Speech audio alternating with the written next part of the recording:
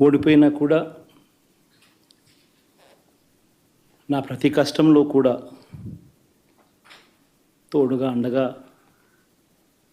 నిలబడిన నా ప్రతి నాయకుడికి, ప్రతి కార్యకర్తకు, ప్రతి వాలంటీర్కు,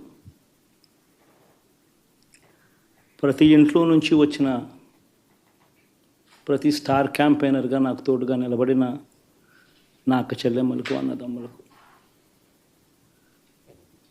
మీ అందరికీ మనస్ఫూర్తిగా మీ అందరికీ కూడా కృతజ్ఞతలు తెలియజేస్తా ఉన్నాను. ఏం జరిగిందో తెలియదు కానీ ఏమి చేసినా, ఎంత చేసినా ఇంకా 40% ఓటు బ్యాంకు మాత్రం తగ్గించలేకపోయారు. ఖచ్చితంగా మళ్ళీ ఇక్కడి నుంచి లేస్తాం.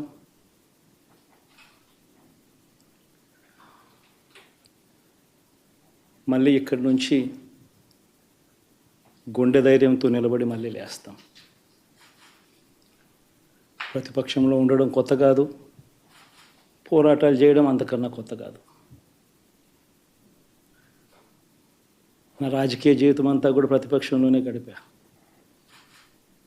ఈ 5 సంవత్సరాలు తప్ప.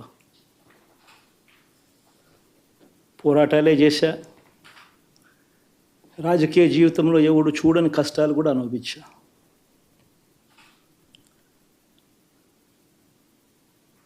ఇప్పుడు అంతకన్నా కష్టాలు ఏదైనా పెట్టినా కూడా సిద్ధంగా ఉన్నాం, సిద్ధంగా ఎదుర్కొంటాం.